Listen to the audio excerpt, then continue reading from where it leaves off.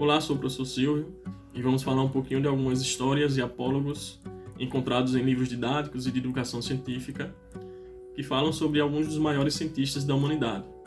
E aí vamos ver se essas histórias aí são realmente verdadeiras ou se são apenas mitos.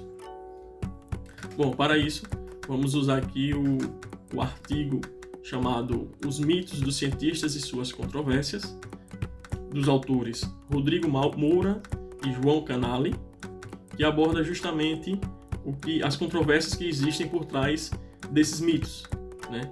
E aí, se esses mitos realmente poderiam ser possíveis ou prováveis, ou se realmente são apenas anedotas contadas ao longo da história.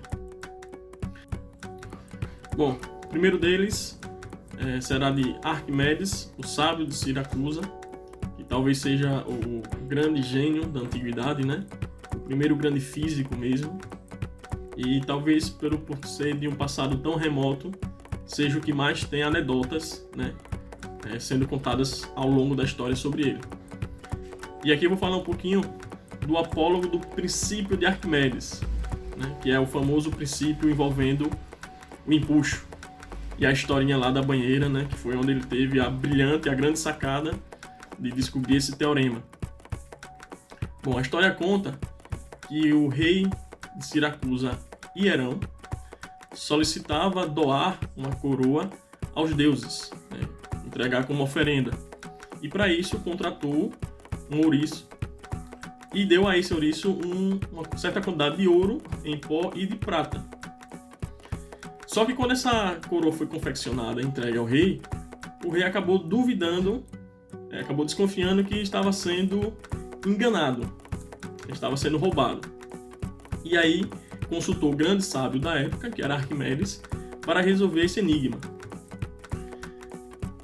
Arquimedes começou a pensar no problema, mas conseguiu ter a grande luz para resolvê-lo a partir de um banho na banheira. Então ele entrou na banheira e percebeu que a água que era deslocada era proporcional ao volume do seu corpo que havia entrado na banheira. E aí, ao despertar para essa ideia, acabou saindo correndo, pelado, gritando eureka, eureka, eureka. Significa achei, achei, achei. Após essa ideia originada na banheira, ele começou a fazer alguns experimentos, como pegar uma barra de ouro e uma barra de prata com o mesmo peso da coroa e começar a imergir em água, e percebeu que o volume deslocado não era igual. Então, ele percebeu, por exemplo, que a prata deslocava um volume maior de água do que o ouro. Ou seja, ele chegou a partir dos experimentos a descobrir a densidade, né, da prata e do ouro. E a partir daí conseguiu resolver o problema da coroa lá do rei Hierão e percebeu que o rei estava sendo enganado, né? A quantidade de ouro que tinha na coroa não era o que o rei tinha disponibilizado. E aí o rei acabou condenando o artesão lá, né, da coroa à morte. Algumas literaturas dizem que Arquimedes interviu e pediu que não matassem o artesão, que se não fosse esse problema, não teria a evolução na ciência, né? Então, como a ciência acabou evoluindo a partir desse problema gerado, ele pediu que não se matasse lá o artesão, mas não se sabe exatamente o que aconteceu. Bom, então essa é a história que é contada sobre o princípio de Arquimedes. Será que ela é um mito ou uma verdade? Olha só, vamos analisar essa história. Segundo o artigo que se chama Arquimedes e a Coroa do Rei, Problemas Históricos, que é do autor Roberto de Andrade Martins, há elementos estranhos nessa história aí. Primeiro, por que motivo alguém encheria a banheira até o topo para molhar todo o chão? Vamos analisar da seguinte forma também. Suponhamos que a coroa ela tivesse um diâmetro de 20 centímetros. Então o recipiente deveria possuir um diâmetro maior que 20 centímetros para que a coroa coubesse dentro desse recipiente. E depois observar a variação do nível ou a quantidade de líquido derramado quando a coroa fosse colocada lá dentro. Suponhamos ainda que a massa da coroa fosse da ordem de 1 kg e sua densidade, por causa da falsificação, teria um valor de 15 gramas por centímetro cúbico, que é um valor intermediário entre a densidade do ouro e a densidade da prata. Então, fazendo uma álgebra, uma continha, chegaríamos ao valor do volume de 67 centímetros cúbicos. E aí, colocando essa coroa no recipiente cheio d'água, cuja abertura teria uma área superior a 300 centímetros quadrados, o nível do líquido subiria 2 milímetros. Seria muito difícil de medir essa variação de nível com precisão suficiente para se chegar a qualquer conclusão, isso devido à tensão superficial da água. Galileu ele havia sugerido que Arquimedes provavelmente teria utilizado o método da balança hidrostática ao invés do método da água derramada.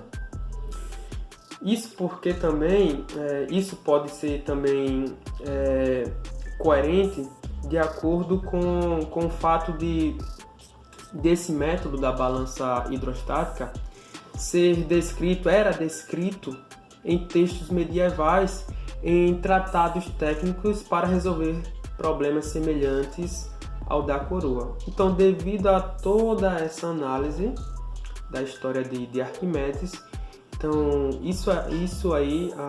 essa história provavelmente não passa de um mito. Uma das histórias que cercam o grande inventor físico-matemático Arquimedes foi a sua brilhante luta para impedir que a cidade de Siracusa fosse invadida e tomada pelos romanos.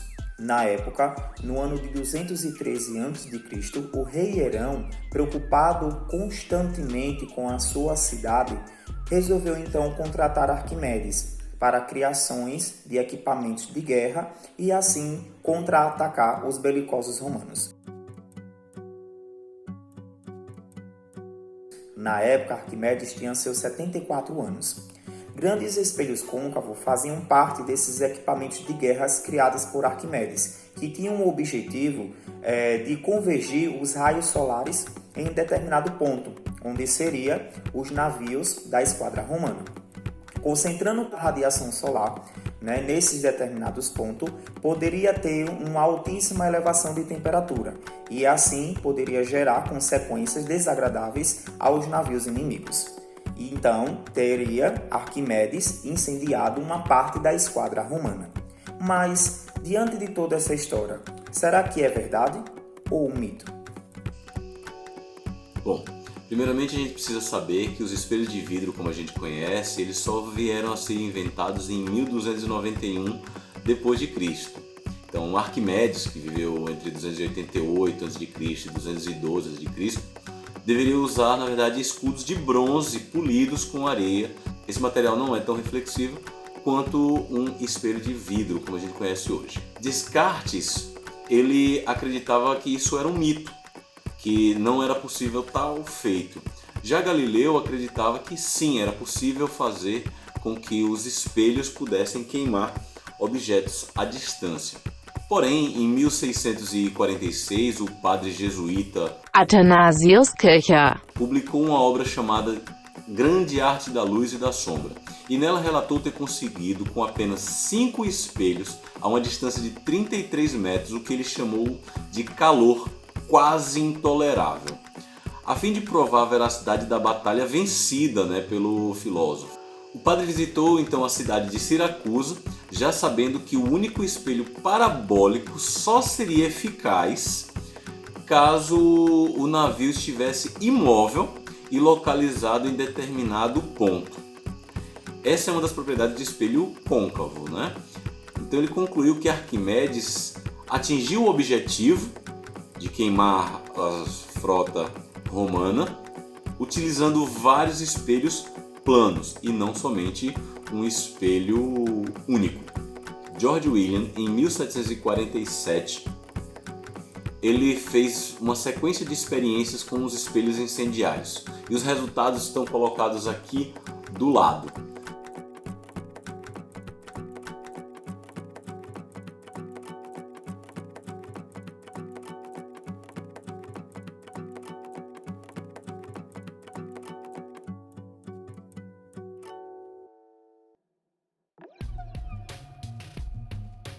Então, mas isso não foi o suficiente para cessar ainda as discussões. Em 1973, mais de 200 anos depois, o engenheiro grego Ioannis Sakas utilizou 66 espelhos e recobriu com uma fina camada de bronze para atender à realidade da época e com dimensões muito próximas ao dos escudos utilizados pelos gregos. Então ele posicionou os espelhos a 50 metros de distância de um barco e após pouco mais de 2 minutos o barco já havia sido consumido pelas chamas. Porém, 2 pesquisadores ainda refutaram esse artifício da defesa de Arquimedes, pois as chamas facilmente seriam apagadas. Veja que leva muito tempo, os caras conseguiram 2 minutos para conseguir tacar fogo no barco todo. Então quando elas começassem bastava jogar o balde d'água e isso seria resolvido. Os pesquisadores Alan Mills e Robert Cliff publicaram em 1992 um trabalho em que eles afirmam que para queimar apenas um barco romano, Arquimedes necessitaria de um espelho de 420 metros quadrados. Impossível isso existir para aquela época. Porém, os autores desse artigo que estamos analisando, eles abordam 2 pontos que não foram observados pelos pesquisadores Alan Mills e Robert Cliff. Um deles, não existe registro histórico que afirme que Arquimedes mandou mirar na madeira dos barcos, mas provavelmente ele deve ter pedido para mirar nas velas, certo? Que era algo comum daquela época os barcos utilizarem velas e elas são muito mais fáceis de queimar e levam muito menos tempo e são muito mais inacessíveis jogando um balde d'água, beleza? E o segundo ponto que eles possivelmente não abordaram, não perceberam no trabalho, é que os romanos ficariam desnorteados ao ver simplesmente o seu barco pegando fogo sem nenhum motivo aparente. Isso causaria um pânico na tripulação e eles ficariam simplesmente sem saber o que fazer. Então vamos resumir aqui isso em alguns pequenos pontos, certo? A façanha de queimar um barco, ela pode ser realizada, porém de forma bem rudimentar. Então isso é verdadeiro. Segundo ponto, seria impossível que fosse apenas um único espelho. Então, um único espelho, isso é mito, isso é falso. Terceiro ponto, Arquimedes provavelmente utilizou uma bateria de espelhos planos ou uma mistura de espelhos planos e espelhos côncavos para poder atingir o seu objetivo. Então, possivelmente ele utilizou espelhos planos. Pá, isso é verdadeiro.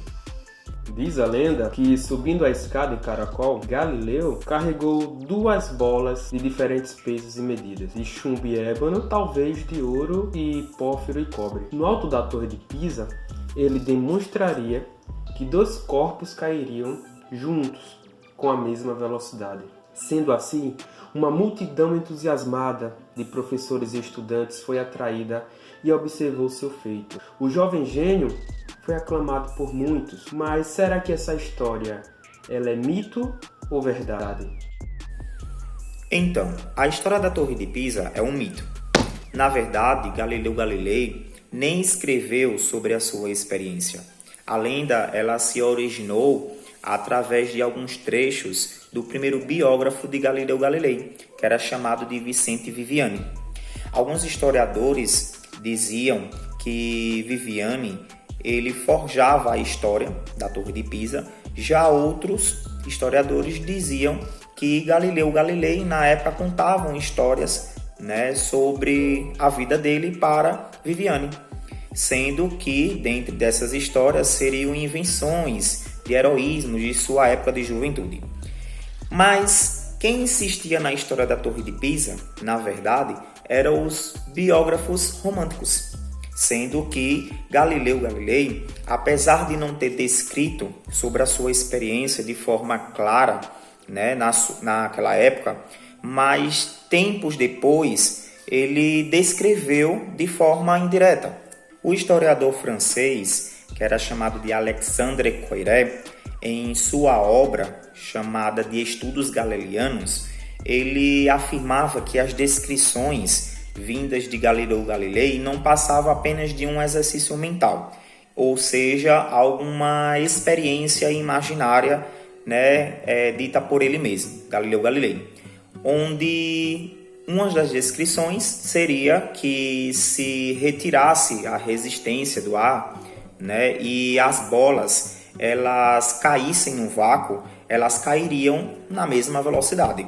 Mas essas descrições, né, onde afirma-se Coiré que seria uma experiência imaginária de Galileu Galilei, é apenas uma opinião dele a respeito das descrições de Galileu Galilei.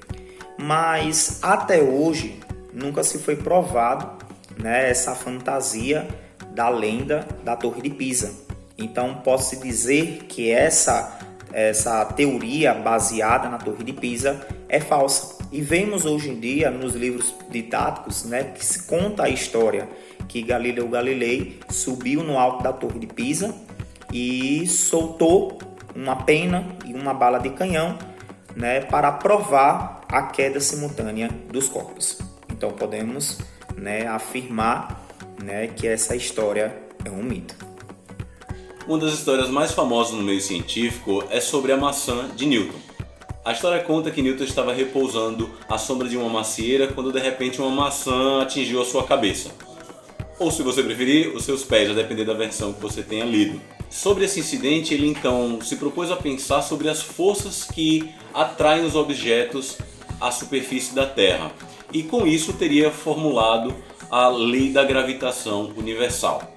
Várias personalidades contemporâneas a Newton replicaram essas histórias. O primeiro deles foi o escritor francês Voltaire, a partir do relato da sobrinha de Newton, Madame Conduit, e publicada na sua obra Filosofias de Newton, em 1738. Um dia do ano de 1666, Newton, então, em sua fazenda, vendo uma fruta cair de uma árvore, segundo me disse a sua sobrinha, a Madame Conduit, começou a meditar profundamente sobre a causa que atrai todos os corpos na direção do centro da Terra. E aí? Isso é um mito ou uma verdade? Carimba, meu garoto, que essa é verdade. Bom, talvez não exatamente como seja contado, mas pelo menos em sua essência. Fato é que a casa de Newton, em Woolsthorpe, tinha um jardim com várias macieiras. Portanto, o cenário para a lenda realmente existia.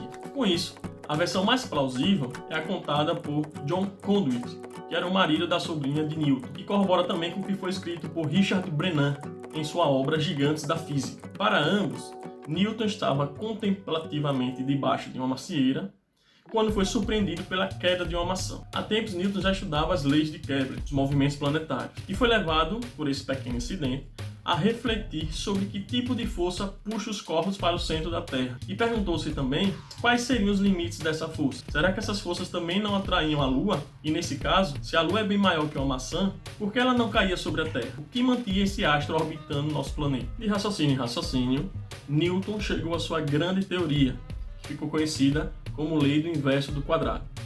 Essa lei afirma que a força gravitacional diminui com o inverso do quadrado da distância sobre a qual se propaga. Os cálculos que comprovam essa lei estão escritos em sua grande obra Princípios Matemáticos da Filosofia Natural. É interessante observar que a maçã de Newton é citada como um exemplo que traz resultados de grande importância. Resultados esses que muitas vezes derivam de causas insignificantes. Muitas maçãs haviam caído antes de Newton nascer, e nunca alguém antes dele havia se perguntado por que, ao invés de caírem no chão, as maçãs não subiam até o céu. perdendo-se no universo. O homem comum, que se acha cheio de bom senso e aceita o mundo como tal sem se fazer perguntas absurdas, nunca descobriu nada e nunca criou nada. Newton, ao contrário, fez a pergunta idiota e descobriu, gradualmente, a lei da gravitação universal. Agora a gente vai falar do bom velhinho, uma das maiores mentes que já viveu na face da Terra, Albert Einstein. E nesse artigo o autor cita 2 histórias em que aparece seu nome. Na verdade 3, mas a terceira é sobre a filha dele e isso é mais fofoquinha que a gente vai deixar para os tabloides. A primeira história que o artigo analisa é justamente sobre a mediocridade escolar de Einstein. Várias histórias surgiram há algum tempo falando que Einstein era um aluno medíocre na sua época de escola. Será um mito ou verdade? Além disso, é atribuído a Einstein a seguinte frase: tudo é relativo. Isso é mito ou verdade? É totalmente mito dizer que Einstein já se deu mal em matemática. Pelo contrário, Einstein era ótimo aluno em aritmética. Provavelmente houve um erro de interpretação do boletim de Einstein, interpretação feita pelos primeiros biógrafos, porque lá na Alemanha a faixa de notas é de 1 a 6, onde 1 é a nota máxima e a 6 é a nota mínima. 1 significa muito bom, 2 bom, 3 satisfatório, 4 suficiente, 5 fraco e 6 insuficiente. Então é o contrário do que a gente está acostumado, né? Então a nota mínima é 6 e a nota máxima 1. Outro mito é dizer que Einstein disse que tudo é relativo. Pelo contrário também, segundo Einstein, pelo menos uma coisa é absoluta, que é a velocidade da luz no vácuo. Ela é constante e independe da velocidade relativa e do referencial. O valor dela é de aproximadamente 300 milhões de metros por segundo. Então, também é um mito.